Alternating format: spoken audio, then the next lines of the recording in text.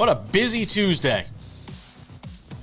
We waited until the last possible second to put the show to bed today because there is so much going on around the sports world. Big decision out of the Supreme Court that I want to talk about a little later in the show involving transgender athletes in sports. I think it deserves to be discussed. The World Cup, which continues to be an enormous story. Obviously, the NBA, which we'll get into.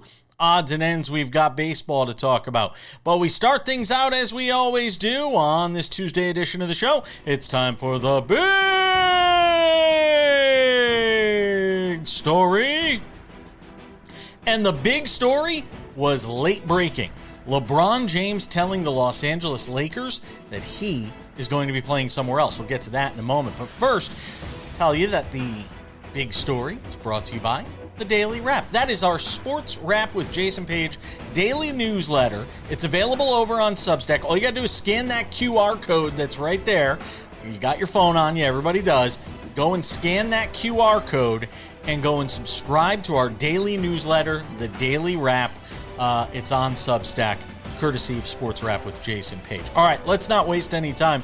LeBron James broke the internet today when he announced or his representatives informed the Lakers that he will be playing basketball next season. He's not retiring, but he's not going to be playing for the Los Angeles Lakers.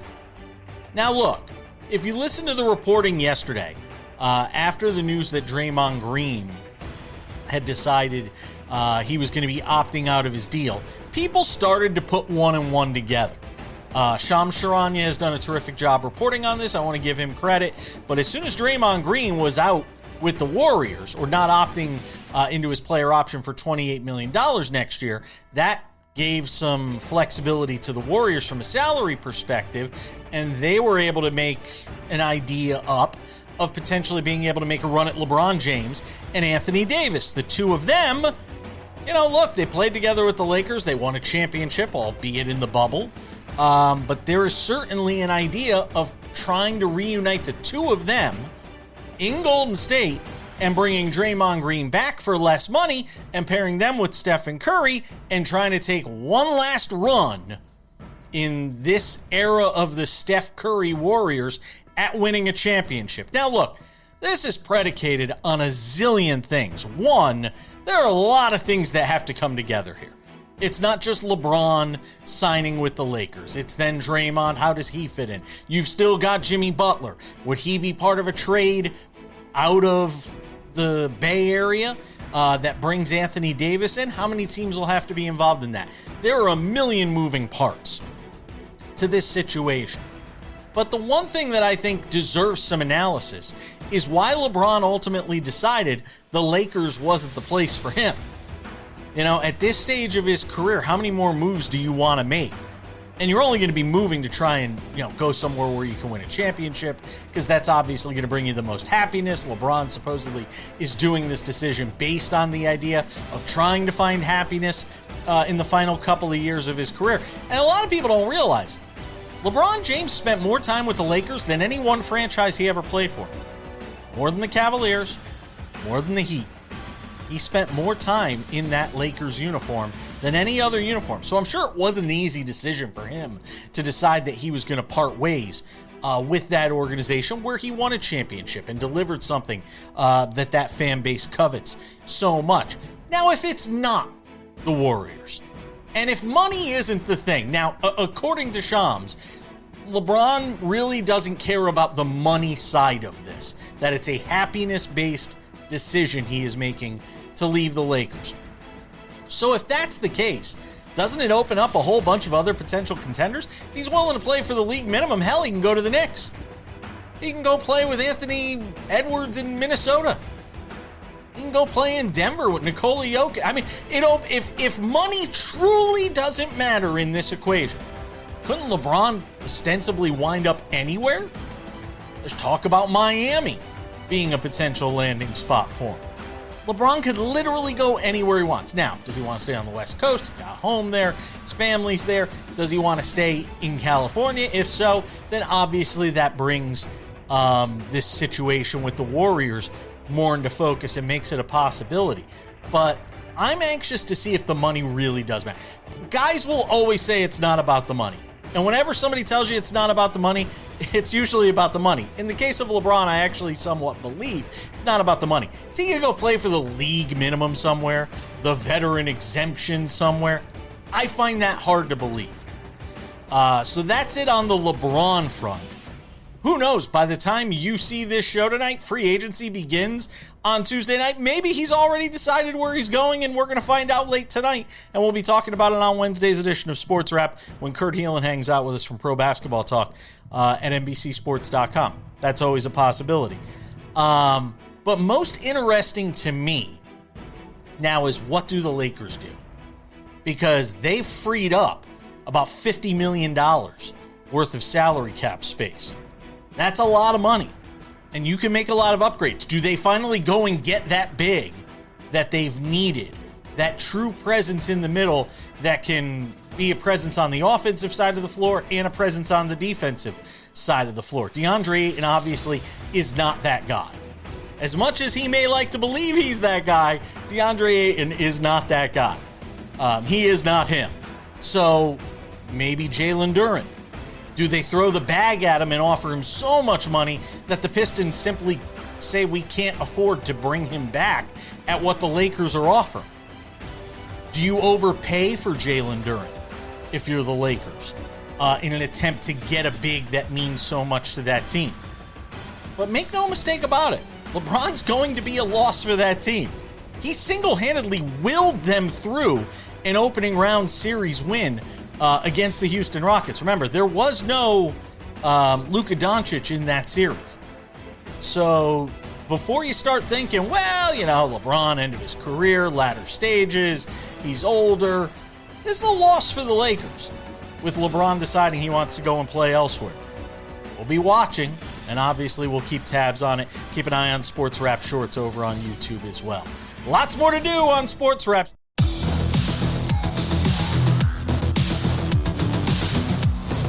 Welcome back to the show. I've had my say in the big story. We barely scratched the surface on the NBA on the show yesterday. Kurt Heelan will be here tomorrow for Pro Basketball Talk at NBCSports.com to break down the latest. Free agency kicks off on Tuesday night, but for all intents and purposes, it's all already begun because there's been so much player movement, Sam Yarnell, and there threatens to be much more of it. I don't know where to begin. Let me start with the Warriors, because they signed Kristaps Porzingis, or they're going to be signing Kristaps Porzingis to a $40 million deal. So he'll be back there for a couple of years. But the big talk around the Warriors is the fact Draymond Green opted out, but he may still wind up coming back as part of some plan, some master scheme to try and get LeBron James and Anthony Davis to join Stephen Curry and create this, aging version of a dream team, I guess you could say. Listen, if you're the NBA, I mean, the Western Conference is going to be fun to watch next year, but what a wild story out of the Bay Area right now with the Warriors just grasping onto anything to keep that franchise relevant for another year, Sam. Yeah, and they seem more than willing to give up Jimmy Butler. Yeah, this is going to be a weird situation to see how it all works out. I am thankful, like I've been saying, unfortunately, since the week that they traded for him.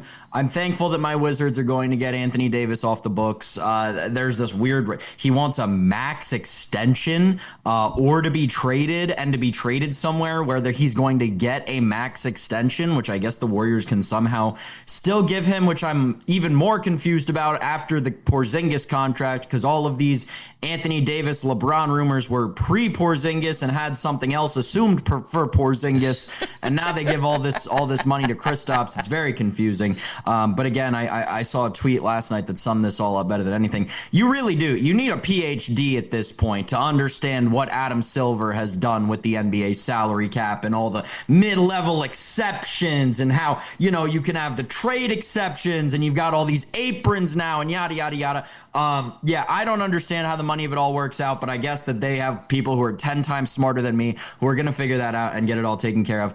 I don't think that this is all going to happen. I really doubt that LeBron James is going to end up in Golden State. It just feels like the ship has kind of sailed on that entire notion. The Anthony Davis ending up in Golden State, though, to me is a little bit more, it feels like there's a little bit more meat to that. It feels like there's a little bit more that we could actually take away from that. And the Warriors are probably, quite frankly, more interested in Anthony Davis at this point than they are in LeBron James. And I know that's sounds counterintuitive to everything that I believe regarding LeBron James. But if you're the Golden State Warriors at this point, you have Steph Curry and you need to keep him happy. And I don't think having LeBron James on the roster does exactly that. I think Anthony Davis on the roster does a little bit more towards that. So can I stop you? But hold on. Can I stop you and tell you why I disagree with that? Because even at his advanced stage, the one thing LeBron is still really good at is bringing defenders to him. And who does that leave open? I mean, could you imagine? I mean, the number of open looks. Have you watched the Dream Team games? Well, the Dream Team, the current versions of the Olympic teams where LeBron's basically driving down and Stephen Curry's just launching threes from everywhere. I think Curry would be very happy for at least 1 year with LeBron, because you got to figure LeBron's 1 year at a time at this point. I got to think, if you're thinking 1 year at a time, which is kind of where I think the Warriors franchise is at right now, because if you look, every year they're just trying to do something to maintain relevance. I think Curry would be thrilled for 1 year to be able to say he played with LeBron for 1 year and get all those open looks for three. He's going to get a ton of them. Yeah, I'm not saying that he wouldn't. Again, I'm not saying that he wouldn't be thrilled to play with LeBron James. That would be insane of me to say. I think that it makes a lot more sense, and I think that he would be happier to play with Anthony Davis than he would to play with LeBron James, especially Jason. Right? It's Steph Curry. It's one of the, I don't know, 7 most popular basketball players of the last 20 years in the NBA. I think he would be a lot more comfortable with Anthony Davis by his side than with LeBron James on a retirement tour by his side, taking away even more popularity from him. And everything you said regarding the defenders is true, but it remains true and even more so true with Anthony Davis, right? Because then you force opponents to play bigger. Steph Curry can run around them, and it's not like his speed has gone anywhere. It's just a little bit of his lateral ability. So, yeah, I think that the Warriors are going to stick with that Anthony Davis plan. I'm interested to see what the Wizards get back for it, because Lord knows they don't want Jimmy Butler. Ja Morant's done with the Grizz. He goes to Portland to the Blazers, which you would think takes the Blazers out of the mix for Jaylen Brown, which was one of the potential landing spots for him. But there are people out there suggesting that deal could still happen. There's also people still suggesting that, don't they still have Damian Lillard in Portland? I totally forgot that Damian Lillard's still on the Blazers. Like, how does that work with him and Ja Morant on that team? You've still got Scoot Henderson there. You got Advia, who's there.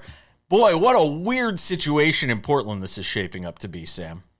Yeah, I like the Trailblazers. I like the direction that they're headed in, because they fight. It seems like this last season was kind of a wake-up call to them that it is finally time to turn the corner, and Ja is a superstar that you could and did get for cheap. Like, let's be honest. For a superstar, you got him for cheap.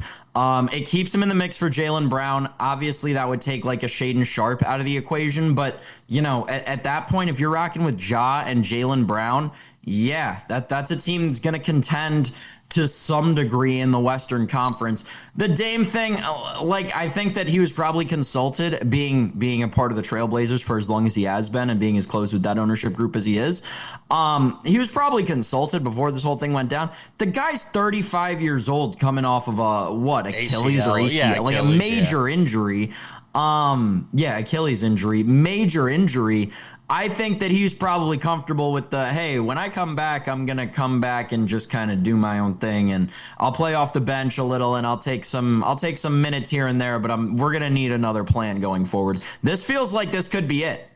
Landry Shamet staying with the Knicks as they try to keep that entire team intact without going over that second apron. So far, they've been able to do it. We'll wait and see if James Dolan has any other tricks up his sleeve in terms of how they sort of massage the cap. Also, keep an eye on Jalen Duren. He's a restricted free agent, going to meet with the Lakers and the Kings. Lakers could certainly use somebody like a Jalen Duren. I would imagine the Pistons will match anything that comes their way with regard to that. We've got more to do on this Tuesday edition of Sports Wrap. Don't you go anywhere.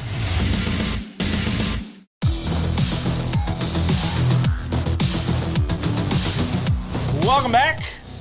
Coming up in 10 minutes, more World Cup upsets and controversy. Germany, we say Auf Wiedersehen. I've been waiting all morning to use that. Sam Yarnell. It's like the old days with Sam and I today. Just you and I.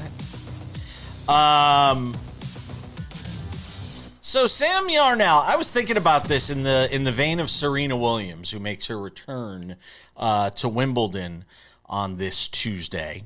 We'll have a full recap of that on Wednesday's show.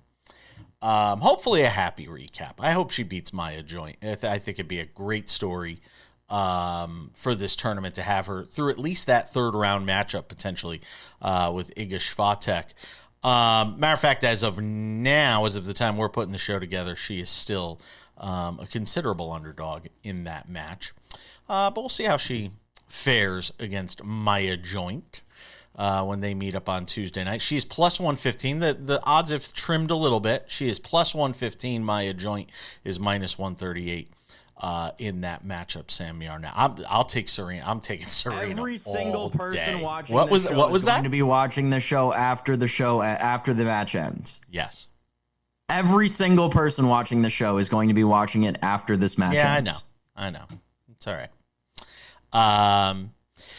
So anywho, let's talk about, in the vein of Serena, coming back at 44, nearly 4 years removed from her last singles match, Sam Yarnell.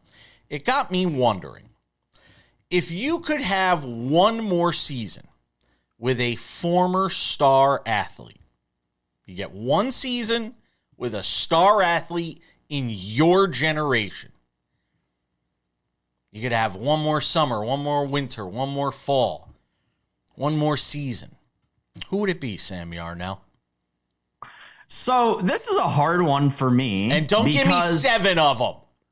No. Right. There are 7 I could give you, and yes. I went between like 7 different guys, but it's a hard one for me because, like, as much the first world problem with regard to this very question, some of the greatest athletes of all time have been alive or are still playing during my lifetime. Like, there's not the superstar who played at the very beginning of my life who I caught a just very glimpse of but didn't really see the end. So, like, yeah, I could give you Kobe Bryant, but that would be dumb. The answer for me is fortunately not out of the question. Like, we very well could see this person do it again. It's Lionel Messi.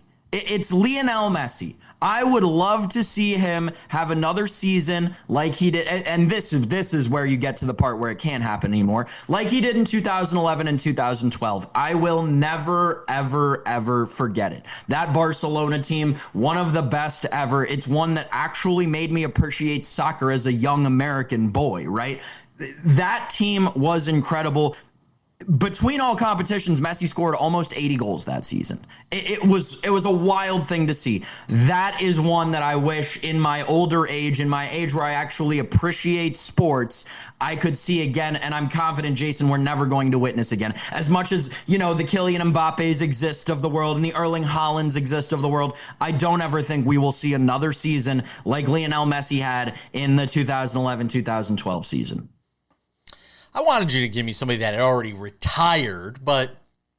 So that's the thing, right? He basically has, right? Going to MLS, you basically have retired. He's retired from European soccer, and that's what I'm talking about. It is a harder exercise. It is a harder exercise for you than it is for me because you're half my age. So it is a tougher exercise for you than it is for me. I do realize that. You're probably the worst person I could have asked to discuss this topic. And I don't mean that in a bad way. It's just you're just half my age. So you have half the options basically that I have.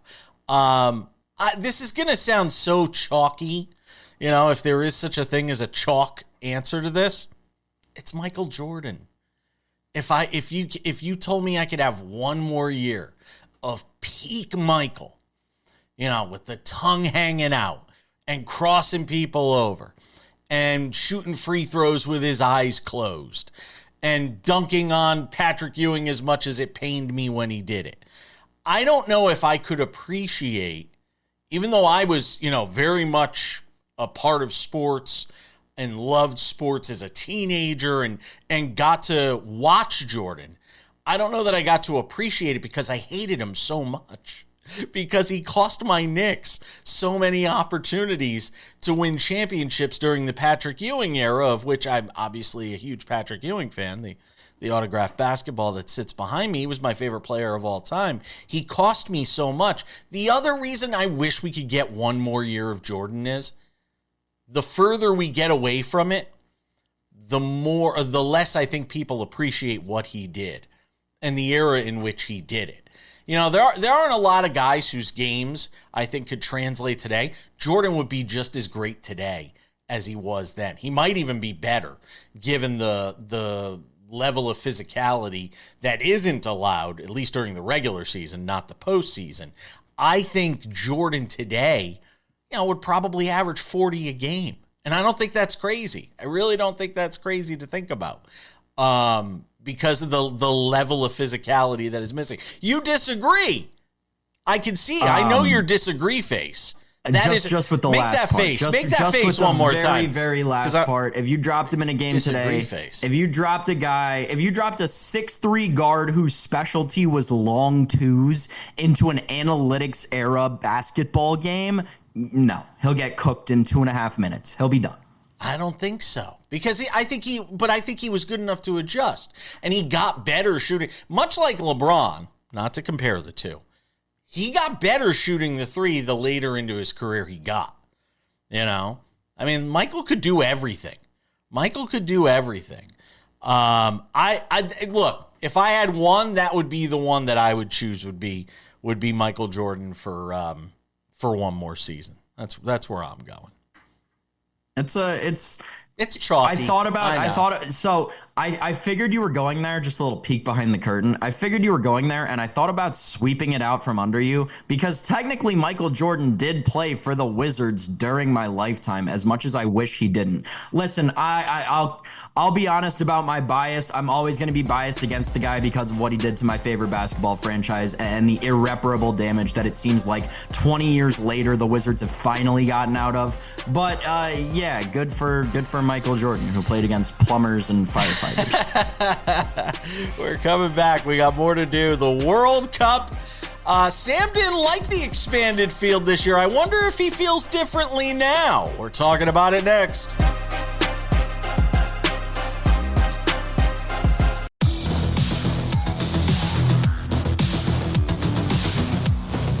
Controversy is abound at the World Cup. Some have already advanced to the round of 16. Some upsets taking place. You got the captain for Cape Verde who's potentially facing trouble with the law. I don't know if you saw that story, Sam. Yeah. Not good. Not good. No bueno. Cape Verde is in the knockout round. That's what's even crazier. Playing against Argentina. And look, if you're the favorites in this knockout round, the PKs are your enemy. I mean, you've got to figure out a way to avoid PKs, because when these matches get to PKs, anything can happen. When you take international stars of the game, even in these smaller countries, and you just turn them loose and say, hey, we're going PKs now, it presents problems for some of these favorites, Sam Yarnell. Germany, gone. Auf Wiedersehen, goodbye. Netherlands, gone. Paraguay, upsetting the Netherlands. Germany is out as well, Sam. I mean, it's been a wild knockout round, and you know what? You know who's happiest? The United States manager. Because you can look and say, look, some of these world-class soccer teams have been sent packing by teams that you wouldn't probably have expected them to get sent home packing to, Sam. And the United States has Bosnia and Herzegovina coming up. And a lot of people are just assuming that the United States is going to walk through that game. I think this is a great lesson for them leading into this game that you can't take anybody lightly. You got to put some goals on the board and not risk some of these games going into extra time and then potentially penalty kicks where anything can happen. Yeah, and I mean, it started first game yesterday, right, with Brazil. Thank goodness they scored in the stoppage time there to secure that win over Japan. Those Japanese fans looked absolutely heartbroken. Yeah, that Paraguay-Germany game was absolutely wild yesterday. The story to me, and the thing that I keep seeing a ton of being spoken about is Joshua Kimmich, the German captain, who was picking who would have to go for the sixth round, obviously, because the coach only submits the first 5 takers. The captain has to pick who takes the sixth kick, and he was asking down the line, and there were 2 German players who said, no, I don't want to take it. So that's how they got left, because I was scratching my head when Jerome Ta went to take the penalty kick, the eventual one that he missed and cost them the moving on to the next round. I was scratching my head because he's a center back. I'm like, what are we doing here? Why is there a defender coming up to take this penalty on her 6th kick? That story comes out and it starts to make a lot more sense. They were completely out of attackers and midfielders, or they had said no. So yeah, wild story there out of Germany. I don't know if you saw it yesterday. The South Korean thing has gotten pretty ugly too over there. They got grouped, obviously. By the way, you kind of mentioned it. The whole this being the round of 32 existing at the World Cup is absolutely preposterous. I mean, call me a traditionalist, but the round of 32 is what we called the group stage forever. There should only be 32 teams in the World Cup, and we should start it at the round of 16. But nevertheless, the South Korean thing was wild. They get grouped in a basically impossible to get grouped in World Cup. They're one of the 16 teams that get grouped in this World Cup. And their manager's like, we're going to fly home overnight and land at 4 a.m. so there's no one at the airport to publicly embarrass us. And there was still a mob there to publicly embarrass them. And now the president of South Korea is opening an investigation into the South Korean Soccer Association to figure out what the hell's going on and why they got grouped. Absolute scenes across the Pacific. But yeah, great soccer yesterday, especially in that Paraguay game. Happy to see a nation so small moving on. This is the Latin Cup of the Latin World Cup, the World Cup of South America, right? The teams in South America continuing to be incredible in this World Cup. And late night, Jason, that Netherlands-Morocco game was one of the crazier penalty shootouts you'll see, because I think every post and the crossbar got rang in that penalty shootout. It was absolute scenes late night. You know, the seas are sort of parting here for the U.S. when you start to see some of these favorites going away, too. You know, well, the U.S. are favorites. Let's not forget. I agree, and you know, we saw what happened against Turkey, where they lost. Now, granted, they did have a lot of their B team playing in that game, so I'm not gonna lose my mind too much in that loss that they suffered late last week to finish out group play, but. You know, the seas are sort of parting. When the Knicks went on this championship run, we said everything sort of had to break right for them to wind up in the finals and then win an NBA championship. And if you're the United States and you're watching these favorites get picked off, you start to say, hey, 1, we have to avoid getting picked off ourselves. But 2, Sam, you start to say, hey, that team's, you know, now we're not going to have to face that team. We're not going to have to face that team. It starts to look a little more feasible. And I haven't looked at the latest odds. I'm going to look at them while I let you talk for a second here. But I'm curious if they're what their odds have increased to, because I haven't looked here. Let me see. They're minus 265 on the 3-way money line to win the game. So yeah, danger territory. They're 35 to 1. 35 to 1 to win the whole thing. By the way. To win the whole thing, yeah. 35 to 1. I certainly, obviously, you're not ready to put. You're still not ready to put a 35 to 1. I would never touch 35 to 1 for them to win the whole thing. $5? No. Come on, no, Sam. No. Yeah, there's no chance. There's absolutely no chance. They might, like, you might make the round of 16. That might happen. You might make the. I don't think they'll make the quarterfinal. Like, let's be honest. I don't think they'll make the quarterfinal. Right. I think that it's a bad sign that there are these other games happening like this. Yeah, a lot of upsets. We'll see what happens. We're coming back.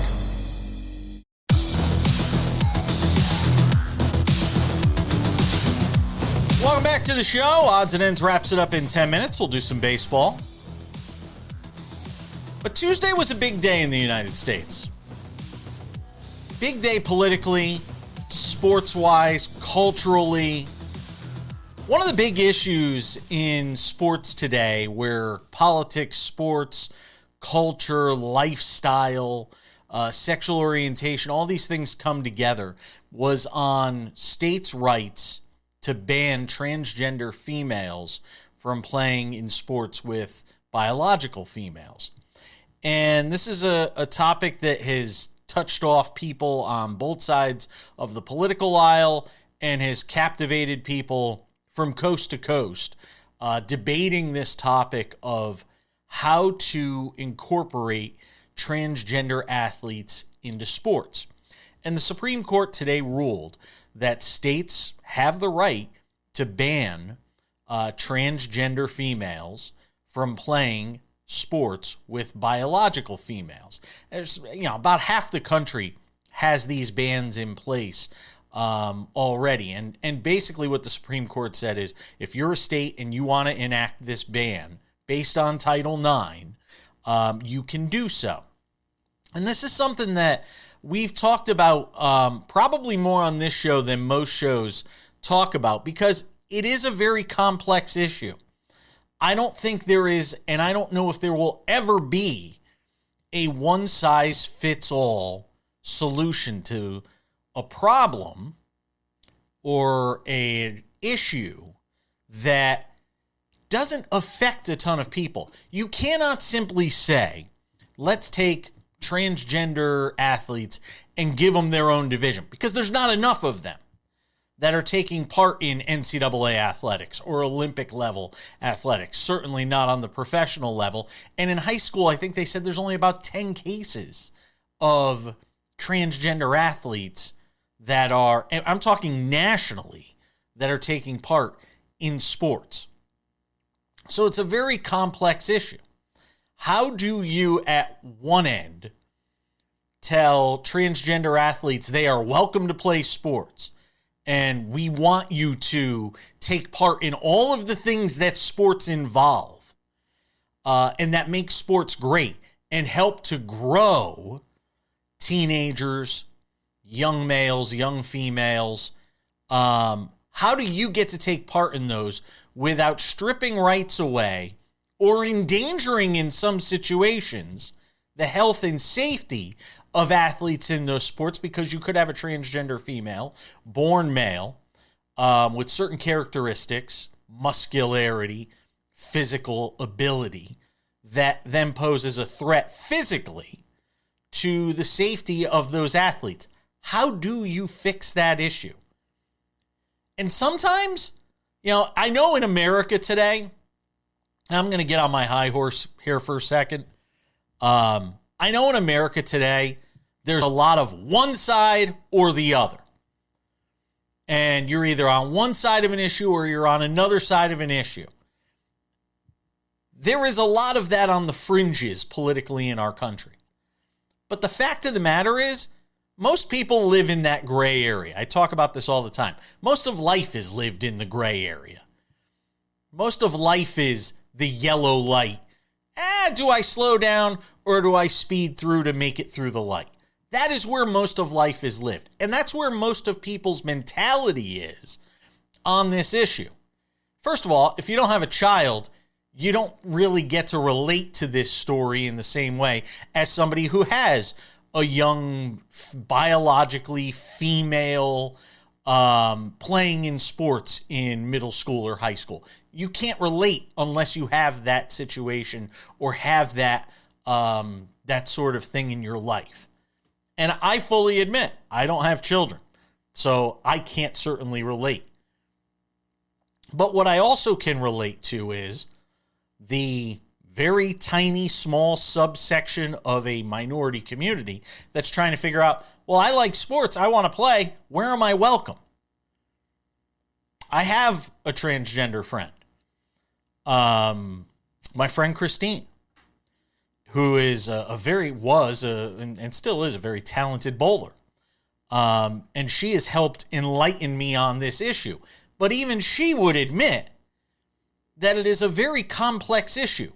In sports where you have potential combatants, soccer, boxing, hockey, football, anything where you have bodies colliding, this becomes a very complex issue.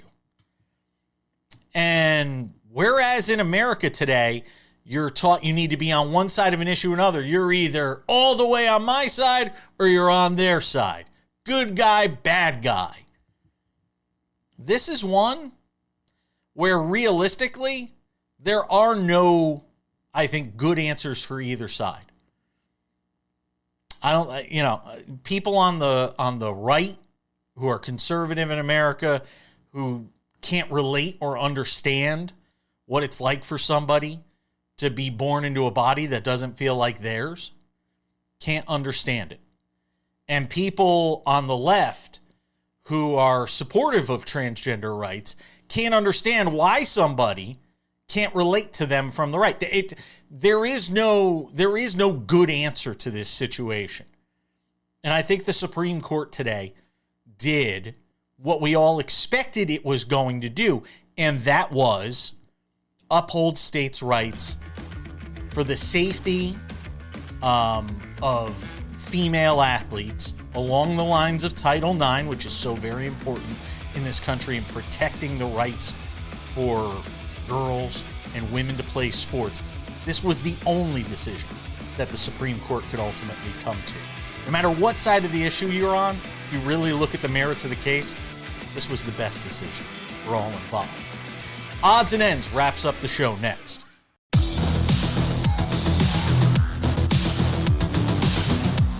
Welcome back to the show. Just about time to put the wraps on this baby for a Tuesday. Tomorrow on the show, Kurt Heelan, Pro Basketball Talk at NBCSports.com. Who knows what we're going to be reporting on by the time we get into Wednesday. The action is fast and furious around the NBA.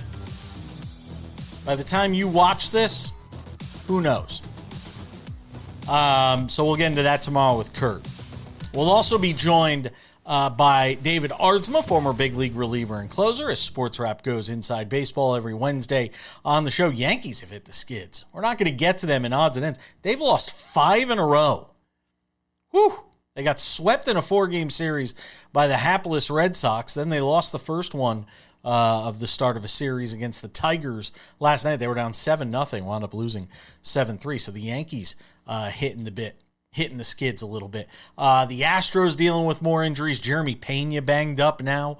So we'll obviously get into that. All the latest from around Major League Baseball with our friend David Aardsma, former big league reliever and closer. Couple of reminders before we go. The Sports Wrap with Jason Page podcast is available for you. Available on all your favorite podcasting platforms. You can listen to this show Monday through Friday, wherever you get your podcasts. Apple Podcasts, Spotify, YouTube, iHeartRadio, TuneIn, Odyssey. Anywhere you get a podcast. There's no excuse. We've taken the excuses away because we put the podcast everywhere. Make sure to go and check it out. 45 minutes, limited commercial interruptions. The Sports Wrap with Jason Page YouTube channel is the place to find all things Sports Wrap with Jason Page. Monday through Friday, TV version of the show available there. All the commercials taken out. Sports Wrap Originals, Extended Conversations. We had a great one with Robin Lundberg yesterday on Caitlin Clark. Go and check that out. Also, Sports Wrap Shorts. When news breaks, we jump in immediately on Sports Wrap Shorts on our YouTube channel, and we talk about it there. 1 to 3 minute long vertical videos made for people on the go. Those are Sports Wrap Shorts. They're also available on our TikTok. Sports Wrap Jason Page is the name there, as well as on Instagram, the same name, Sports Wrap Jason Page. And don't forget the Sports Wrap website now, up and running, fully available for you. Everything I just mentioned is available right there on the website at sportswrap.tv. sportswrap.tv is the place to find everything having to do with the show. You can find your affiliate. If you want to figure out where can I watch the show, all you do is type in your city and state, and boom, tells you where it's available. Go and check that out. Our merchandise store coming soon as well. If you want to wear some cool gear of your favorite sports talk show, support us. We appreciate that. And without any further delay on this Tuesday edition of the show, it's time for some odds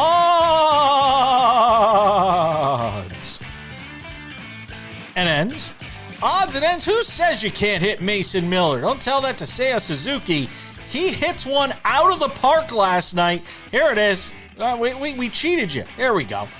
Mason Miller, who throws a zillion miles an hour, decides to throw a breaking ball to Seiya Suzuki, and Suzuki knows what to do with it. Takes it out of the yard for a home run, walk-off style. Cubs beat the Padres in Chicago at the friendly confines of Wrigley Field. If you've never seen a game at Wrigley, can I give you a suggestion? Go do so. It's one of the greatest venues in all of sports. Go and check out a game there. So the Cubs still hanging around in that National League Central where the Brewers have been a juggernaut, surprisingly to everybody. But see, you can hit Mason Miller. So, Seiya Suzuki proving you can hit Mason Miller. Don't throw a breaking ball! Why are you throwing a breaking ball? You throw it 104 miles an hour! Speed up the guy's bat, and that's what happens. Odds and ends. Oh, can it just be the end for the Mets? Can we just end the season now? I'm sure Mets fans are. Oh no. Mets defense doing it again. George Springer, run, George, run! Not in slow motion. George Springer legging out an inside the park home run after the Mets kicked the ball around in the outfield. All part of a 3-2 loss for the Mets in Toronto against the Blue Jays. This Blue Jays team's trying to get it together in the American League East, where the Yankees and Tampa Bay Rays have been leading the way. Blue Jays obviously going to the World Series last year. Doesn't look like a team that's poised to go to the World Series this year. Odds and ends, it's already the end for Ben Shelton at Wimbledon. Out in the first round, the number 4 seed in this year's tournament on the men's side is done. Wow. He lost to an unknown, a qualifier by the name of Otto Virtanen from Finland in 5 sets, 7-6 in the tiebreaker in the final set. And here's the thing, Ben Shelton was up 8-5 in that tiebreaker, and he winds up losing. Can't happen. You keep wondering when Ben Shelton's going to get it together, when he's going to take that next step. And you can win all the, little ATP tour tournaments that you want throughout the course of a season and make it to a bunch of finals. But until you make a dent in the majors, if you're Ben Shelton in these Grand Slams, people are going to continue to question what you really are. And he just continues to struggle in the biggest moments. He's still young. I know a lot of people will defend him by saying he's still young. But big disappointment going out in the first round on grass. And he had a great draw where he was in the bracket. Certainly lended itself to him being able to make a deep run in this tournament. That will not happen. We'll have an update tomorrow on the show. We'll let you know how Serena Williams did in her opening round match against Maya Joint. And as I said, David Ardsma, Kurt Heelan on the show as well. Thanks to Sam Yarnell. Thanks to all of you at home for watching. That's Sports Wrap on this Tuesday. I'm Jason Page. We'll see you tomorrow.